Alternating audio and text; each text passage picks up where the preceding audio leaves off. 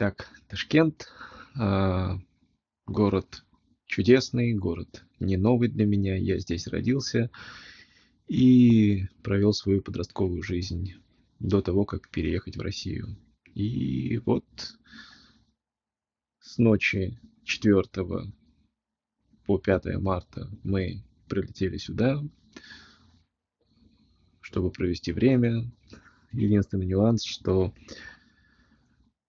5 и 6 марта это рабочие дни, и поскольку работы в последнее время не становится меньше из-за всяких изменений, с 1 марта, с Нового года, которые так или иначе отражаются на текущей работе, бывает, что приходится засиживаться до поздней ночи. Это не сколько жалоба, сколько попытка описать ситуацию, что, казалось бы, хотелось прогуляться по городу, а у нас тут не так много времени, всего лишь 2 дня, и 7 рано утром мы уезжаем в Самарканд.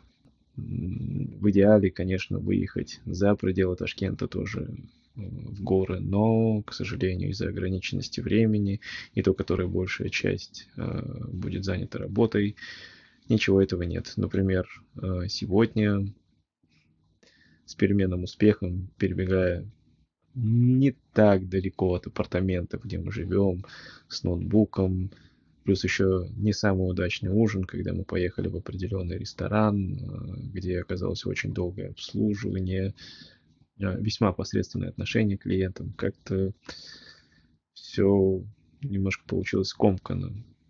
Ну и плюс и дождь. Умные люди говорят, что работа, она никак не должна быть связана с личной жизнью, что нужно время и на личную жизнь. Я согласен.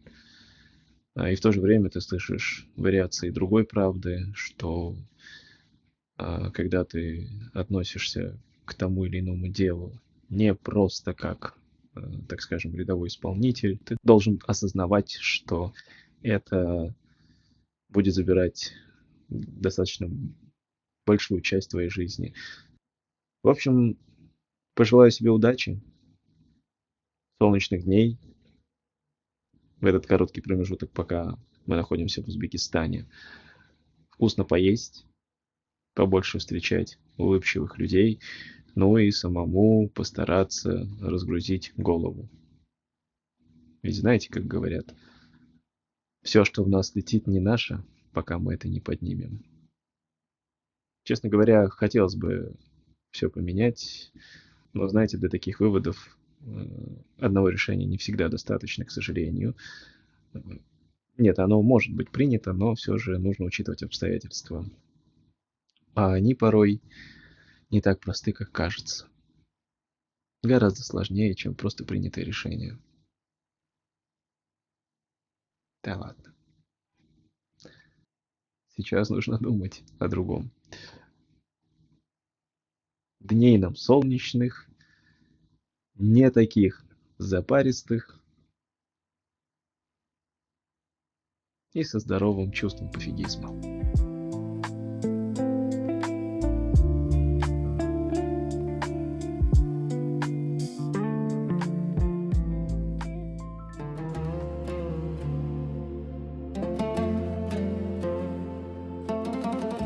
Вот, одно из самых классных в Узбекистане. 300 рублей бизнес-класс.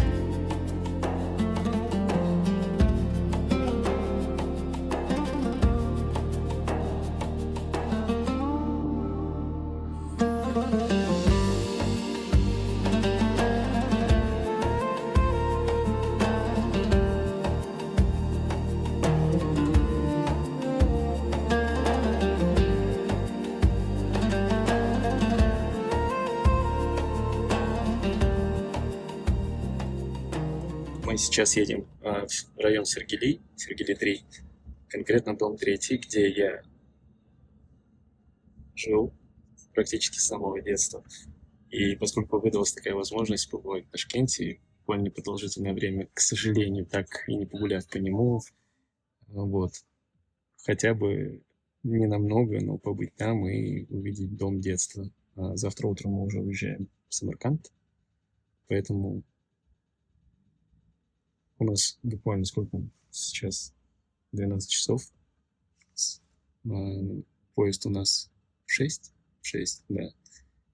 Вот, на сон у нас опять практически не остается времени, плюс сборы. Вот. Ну, хотя бы на 5 минут увидеть дом. Вот, 3-й этаж, покажи, пожалуйста, немного. Вот здесь я жил. И история этого остекления, она такова, что мы жили не очень хорошо, и шиком в то время, по тем временам, считалось, что балкон должен застеклен быть вот именно в такой стилистике, вот как на 2-м этаже. А нет, вот как на 1-м. Это считалось неким эталоном. У нас вот эту часть окна, у нас стояли деревянные окна, которые собирал дедушка вручную на самом балконе, но сейчас все сняли и, не знаю, вот некий намек на такой же шик, как на 1-м этаже сделали. Вот. Но, честно говоря, дом вообще не поменялся никаким образом. А здесь у нас двор. Очень характерно раньше было на 1-х этажах делать такие огородики, потому что земля плодородная в Узбекистане, и тут росло все. Вишни, яблоки, виноград. А сейчас как-то скромнее. Хочется сказать, что раньше было лучше, но, как мы знаем, раньше было лучше, это плохая память, правильно? Вообще ничего не поменялось. Блин, подъезд открыт. Можно зайти. Будем тихо разговаривать, а то вдруг разбудим соседей. Здесь висели почтовые ящики. Вот трансформатор вообще никак не изменился.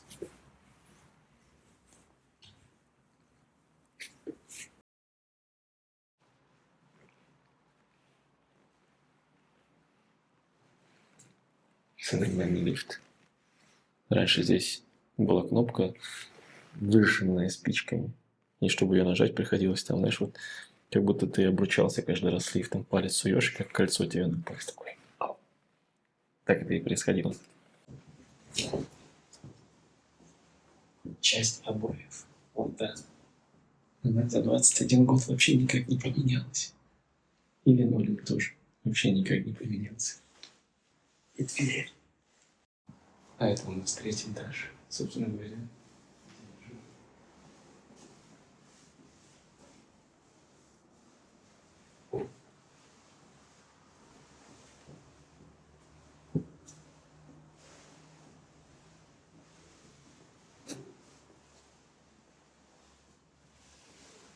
Эту полку собирал мой отчим 21 год назад.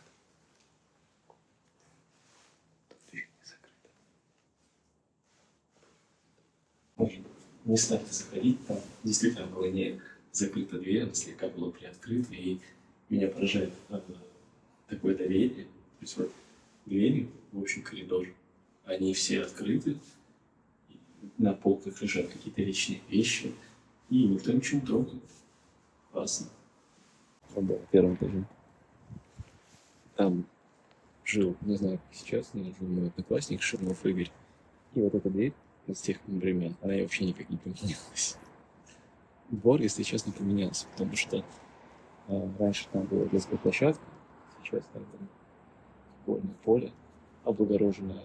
Раньше это такая площадка была для детей, которые должны выжить. Там все было из стали, из чугуна, из железа. Забор был такой с всякими кольями, вот, в котором можно было легко там сесть на него и остаться на этом заборе. Вот. А там, получается, детский сад, куда я ходил, и где работала моя мама нянечкой. А там школа. Как говорится, здесь раньше был проход в школу, но я так понимаю, что мы сейчас туда не попадем, потому что я вижу забор. Так, ну, на самом деле этих ворот не было. и забор поменяли. Тут был забор ниже, бетонный. И здесь футбольное поле получается. И очень часто так называемые старшики нашей школы сидели где-нибудь вот здесь, на корточках, везли семечки и подзывали нас молодых. Молодой, иди сюда, сходи сигарет. Иди, пожалуйста.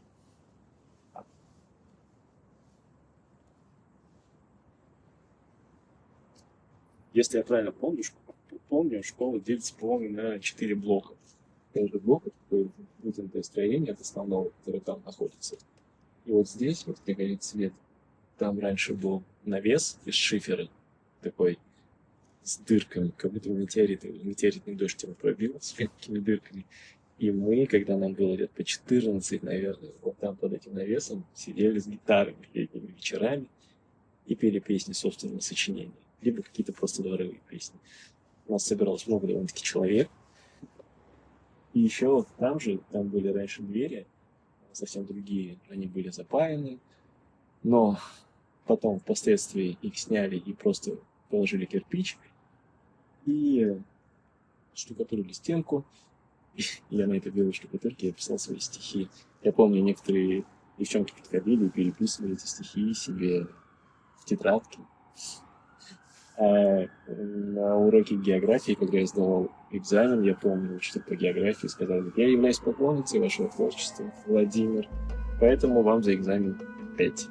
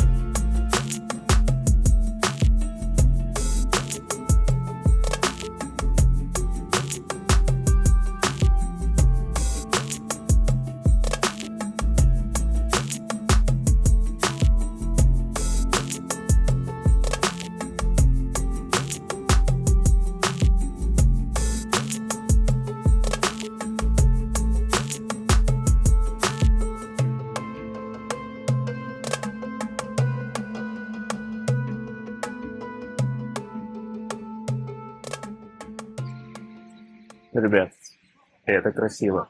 Мы находимся на площади Регистан, где располагаются 3 медресе. Завтра нам уже уезжать. И, к счастью, сегодня получился насыщенный день. В принципе, так же, как и в остальные дни, просто это было смешано с работой, и сложно было расслабить голову, но сейчас, вот когда я стою здесь, когда на меня падает свет от заходящего солнца за горизонт, как-то понимаешь, что надо уметь отдаваться моменту и наслаждаться, просто наслаждаться. Да, будем стараться, чтобы жизнь действительно менялась, ведь она у нас одна. Если мы предпочитаем быть лишь в переживаниях, находясь в неком заложничестве чужих ожиданий, не потому что ты на это соглашаешься, а потому что якобы ты что-то делаешь не так. Как-то тонко. То нахрен это не надо. Вот я что вам скажу. Поэтому стараемся наслаждаться жизнью, обрастаем здоровым пофигизмом, наблюдаем красивые закаты в красивых местах, знакомимся с новыми людьми и идем к тому, что действительно важно для нас самих, не боясь, что это кто-то осудит и что мы кого-то расстроим. Это не имеет никакого отношения к тому, что мы должны оставаться сами с собой. Вот такая очередная лирика в очередном видео, в очередной поездке. Но мне как-то так легче. Это мой дневник. Что хочу, то и делаю. Да. Увидимся.